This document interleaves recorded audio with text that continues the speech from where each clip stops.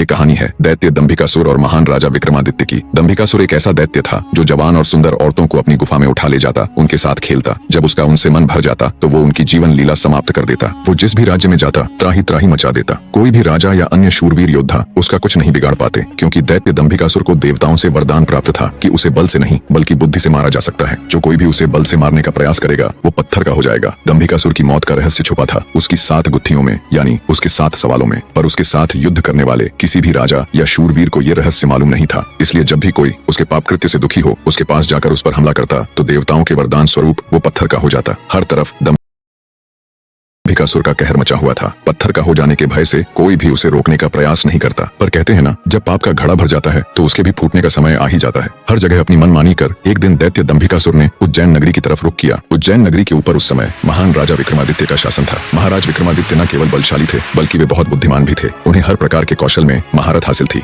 उन्हीं दिनों में विक्रमादित्य की नगरी उज्जैन में एक धनी साहूकार रहता था। साहूकार के 2 लड़के थे। बड़े का नाम महेंद्र था और छोटे का लखन। बड़े लड़के का विवाह तो साहूकार ने कर दिया था, पर छोटे बेटे का विवाह करने से पहले ही वो ईश्वर को प्यारे हो गए। पिता के गुजर जाने के बाद कामकाज और व्यापार संभालने की सारी जिम्मेवारी दोनों भाइयों पर आ गई। दोनों भाई दिल लगाकर कारोबार संभालने में लग गए। दोनों भाई जब काम कर शाम को घर आते तो दरवाजे पर खड़ी महेंद्र की पत्नी अपने पति को दाएं हाथ से लोटा भरकर पानी देती और बाएं हाथ से अपने देवर लखन को। एक दिन लखन ने सोचा, भाभी हर रोज मुझे बाएं हाथ से पानी पीने को देती है, आज मैं उनके दाएं हाथ से पानी पीऊंगा। शाम को जब दोनों भाई काम से लौटे तो लखन अपनी भाभी के बाएं हाथ से पानी पीने के लिए अपने खड़े होने के स्थान को बदलकर अपने बड़े भाई महेंद्र की जगह पर खड़ा हो गया और बड़ा भाई महेंद्र उसकी जगह पर खड़ा हो गया। लखन की भाभी जब उनको पानी देने के लिए आई तो उसने एक हाथ को दूसरे हाथ के ऊपर से करते हुए दाएं हाथ का लोटा अपने पति को दे दिया और बाएं हाथ में पकड़ा हुआ लोटा लखन को दे दिया। ये देख, लखन बोला, भाभी आज मैंने भैया के स्थान पर खड़ा होकर सीधे हाथ से दिया हुआ पानी पीना चाहा, परंतु आपने अपने हाथों को बदलते हुए मुझे बाएं हाथ से ही पानी दिया। आप मुझे बताएं आपने ऐसा क्यों किया? लखन की बात सुनकर उसकी भाभी ने उत्तर दिया, अगर तुम्हें सीधे हाथ का दिया हुआ पानी ही पीना है तो तुम भी अपने लिए सीधे हाथ से पानी पिलाने वाली ले आओ। भाभी की कही हुई बात लखन को चुभ गई। वह बिना पानी पिए ही भाभी से कहने लगा, ये लो तुम अपना पानी का लोटा और मैं यहाँ से जा रहा हूँ और अब मैं तभी वापस आऊंगा जब मुझे सीधे हाथ से पानी देने वाली मिल जाएगी, वरना अपनी शक्ल नहीं दिखाऊंगा। इतना कहकर वो तुरंत मुड़ा और चल पड़ा। ये देख उसके बड़े भाई महेंद्र ने उसे रोकने की बहुत कोशिश की, पर वो नहीं माना और बोला, नहीं भैया, अब तो तभी वापस आऊंगा जब मुझे मेरे योग्य पत्नी मिल जाएगी। इतना कहकर वो घर छोड़कर चल दिया। चलते चलते वह अपने नगर से दूर कांचीपुरम शहर में पहुंच गया। कांचीपुरम का राजा चंद्रसेन एक धार्मिक विचारों वाला व्यक्ति था। उसके राज्य में चारों ओर अमन शांति का माहौल था, परंतु फिर भी राजा चंद्रसेन हमेशा दुखी रहता था। राजा के दुख का कारण था उसकी जवान बेटी चंद्रकला का स्वास्थ्य। चंद्रकला दिखने में तो अत्यंत खूबसूरत थी, पर उसे एक असाध्य रोग ने घेर रखा था, जिस कारण राजकुमारी हमेशा अचेत अवस्था में रहती थी। राजा ने बहुत सारे हकीम और वैद्य राजकुमारी को ठीक करने के लिए लगा रखे थे, लेकिन उनमें से कोई भी राजकुमारी को ठीक नहीं कर पा रहा था। ठीक कर पाना तो दूर, वे राजकुमारी चंद्रा की बीमारी तक नहीं ढूंढ पा रहे थे। राजा को हमेशा यही दुख सताया जाता कि उसकी बेटी का क्या होगा। जब सभी प्रकार के वैद्यों, हकीमों और पूजा पाठ तंत्र मंत्र से भी राजकुमारी चंद्रकला को कोई फायदा नहीं हुआ तो राजा ने अपने राज्य में यह घोषणा करवा दी कि जो व्यक्ति मेरी बेटी को ठीक करेगा मैं उसके साथ ही अपनी बेटी चंद्रकला का विवाह कर दूंगा और उसे अपना आधा राज्य भी दूंगा। लखन जब राज्य की राजधानी में पहुंचा तो उसने देखा कि वहां हर तरफ राजकुमारी की चर्चा हो रही थी। राज्य का हर कोई व्यक्ति राजा की घोषणा और राजकुमारी की बीमारी की बात कर रहा था। जब लखन ने एक व्यक्ति से इस बारे में पूछा तो व्यक्ति ने राजकुमारी की बीमारी से लेकर राजा की घोषणा तक का सारा किस्सा लखन को बताया। सारी बातें सुन लखन कुछ देर वहां खड़ा विचार करता रहा, फिर कुछ सोचकर वो राजमहल की तरफ चल पड़ा। एक जिंदा सांप राजा की लड़की के पेट में रहता था। सांप ने राजा की लड़की को अपने वश में किया हुआ था। जब रात होती तो वो कुछ देर के लिए राजकुमारी के मुख से बाहर निकलकर जंगल की तरफ चला जाता और सुबह होने से पहले ही वो फिर से उसके अंदर चला जाता। राजकुमारी इस बात से बिल्कुल अनजान थी कि उसके अंदर एक सांप ने डेरा डाला हुआ है। अनजाने में वो पूरी तरह से उस नाग के वश में थी। राजमहल में किसी को भी इस बात की भनक तक नहीं थी कि राजकुमारी के अंदर एक 7 फुट का सांप रहता है। सभी यही समझते कि पता नहीं राजकुमारी को क्या बीमारी लग गई जिसके कारण वो हमेशा अचेत रहती है। बड़े से बड़े वैद्य और हकीम भी इस बात का पता नहीं लगा पाए। लखन जब राजमहल के अंदर गया तो उसने देखा कि वहाँ पर बहुत सारे वैद्य और हकीम राजकुमारी को ठीक करने के लिए लगे हुए हैं। एक कोने में खड़े होकर चुपचाप लखन ये सारा माजरा देखने लगा। जब शाम का समय हुआ तो सभी हकीम और वैद्य धीरे धीरे करके वहाँ से चले गए। तब लखन राजा के मंत्री के पास गया और बोला, मंत्री महोदय, सभी अपना प्रयास कर चुके हैं, अब एक मौका मुझे भी दिया जाए। लखन की बात सुन मंत्री उसे अपने साथ ले राजा के पास जाता है और लखन का प्रस्ताव राजा के सामने रखता है। बेचारा हर तरफ से निराश हो चुका राजा एक बार अनमने ढंग से लखन की तरफ देखता है, फिर दुखी मन से कहता है, बताओ तुम मेरी बेटी का इलाज किस प्रकार करोगे? लखन राजा को प्रणाम कर बोला, महाराज मुझे एक रात अपनी बेटी के साथ ठहरने की इजाजत दीजिए, तभी मैं किसी नतीजे पर पहुंच सकूंगा। एक बात और महाराज, मैं बिल्कुल एकांत में राजकुमारी के साथ रहना चाहता हूँ, तभी मैं अच्छे से ध्यान लगाकर राजकुमारी जी की बीमारी का पता लगा पाऊंगा। लखन की आत्मविश्वास भरी बातों से राजा के मन में हल्की सी उम्मीद जागी। उसने लखन को रात में राजकुमारी के साथ एकांत में रुकने की इजाजत दे दी। राजा की इजाजत मिलते ही लखन राजकुमारी के कक्ष में गया और उससे कुछ दूर एक एकदम चुपचाप बैठकर उसे देखने लगा। जैसे ही रात के 12 बजे का समय हुआ तो अचेत अवस्था में पड़ी हुई राजकुमारी के मुंह से सांप बाहर निकला और महल के परिसर से होता हुआ जंगल की ओर चला गया। ये सब देख लखन दंग रह गया। वो बिना कुछ हरकत किए चुपचाप वहीं बैठा रहा। जब रात का आखिरी पहर खत्म होने को आया तब वो सांप वापस लौटा और राजकुमारी चंद्रकला के मुख से होता हुआ पूरा उसके अंदर समा गया। दम साधे लखन ये सारा माजरा देखता रहा। सारा माजरा देख उसे समझते देर न लगी कि राजकुमारी की सारी बीमारी की जड़ ये सांप ही है। सुबह हुई तो राजा चंद्रसेन डर और बेसब्री के मिश्रित भावों के साथ लंबे लंबे कदम रखता हुआ अपने मंत्री के साथ राजकुमारी के कमरे में आया और बेसब्री से उसने लखन से पूछा, बताओ लड़के, तुम किस नतीजे पर पहुंचे? क्या मेरी बेटी ठीक हो जाएगी? लखन बोला, महाराज, मुझे राजकुमारी की बीमारी का पता चल गया है और ईश्वर ने चाहा तो वो जरूर ठीक हो जाएगी। आप मुझे एक रात का समय और दीजिए और मेरे लिए एक तलवार, एक मिट्टी से भरी हुई बड़ी सी बाल्टी का इंतजाम कर दीजिए। लखन की बात सुन राजा को बहुत सुकून मिला। उसने मंत्री को लखन के द्वारा मांगा गया सारा सामान उसे देने का निर्देश दिया। अब सभी को इंतजार था तो बस रात का।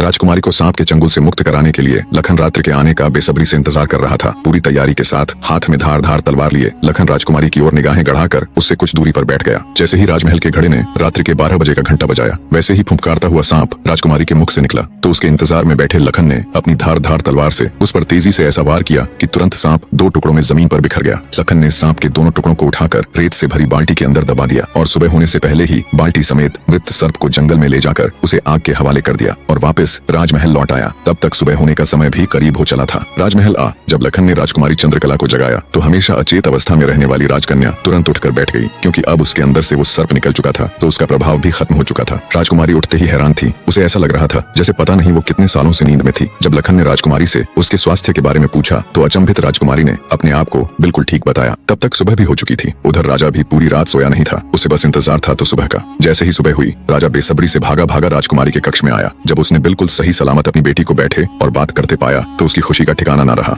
आंखों में अश्रु लिए राजा ने तुरंत अपनी लाडली बेटी को गले लगा लिया। भरे हृदय से राजा ने हाथ जोड़कर लखन का शुक्रिया अदा किया और अपनी शर्त के अनुसार राजकुमारी चंद्रकला का विवाह लखन के साथ कर दिया। जब राजा ने लखन को अपना आधा राज्यपाट देना चाहा तो लखन ने राज्य लेने से साफ मना कर दिया। ऐसा स्वाभिमानी दामाद पाकर राजा चंद्रसेन खुशी से फूला नहीं समाया। उसने खुशी खुशी बहुत सारा धन देकर अपनी बेटी चंद्रकला को लखन के साथ विदा कर दिया। जब राजकुमारी चंद्रकला को ले लखन अपने राज्य उज्जैन नगरी पहुंचा तो उसकी भाभी समेत पूरे परिवार ने उन दोनों का हार्दिक स्वागत किया। लखन खुशी खुशी अपनी नवविवाहिता पत्नी राजकुमारी चंद्रकला के साथ रहने लगा। कुछ ही दिन बाद उज्जैन नगर में एक भव्य समारोह था जिसमें राजकुमारी चंद्रकला भी अपनी भाभी के साथ समारोह देखने गई हुई थी। तभी मेले में दूसरी तरफ से दैत्य दंभिकासुर ने प्रस्थान किया। इतने बड़े दानव को देख समारोह में हड़कंप मच गया। हर कोई अपनी जान बचाने के लिए इधर उधर भाग रहा था। दैत्य को देख राजकुमारी चंद्रकला भी अपनी भाभी के साथ जब समारोह से भाग कर जाने लगी तभी दंभिकासुर की नजर राजकुमारी चंद्रकला पर पड़ गई। राजकुमारी के रूप यौवन को देखते ही दानवराज दंभिकासुर उस पर मोहित हो गया। दैत्य अपने पूरे जीवन काल में बहुत सी स्त्रियों के साथ खेला था पर आज तक उसने इतनी सुंदर स्त्री कभी नहीं देखी थी। पलक झपकते ही उसने चंद्रकला को उठा लिया और उसे राज्य के बाहर अपनी गुफा में ले गया।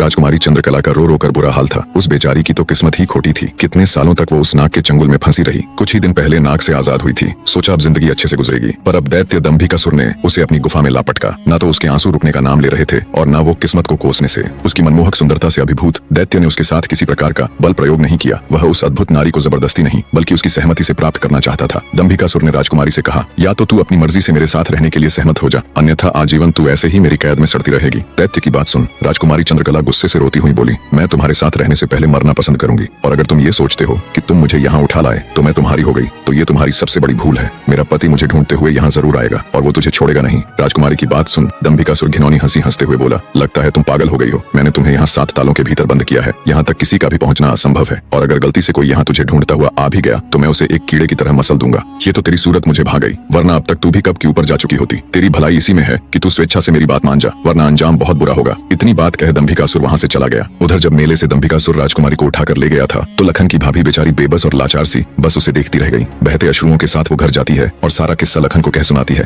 भाभी की बात सुन लखन के पैरों नीचे से जमीन सरक जाती है। वो तुरंत भारी कदमों से अपनी पत्नी चंद्रकला को खोजने निकल पड़ता है। कई दिनों तक जंगलों और शहरों की खाक छानता भूखा प्यासा लखन अपनी पत्नी को ढूंढता ढूंढता भटक रहा था। तभी उसे एक कुटिया दिखाई देती है। थका हारा लखन जब कुटिया के अंदर जाता है तो उसे अंदर एक साधु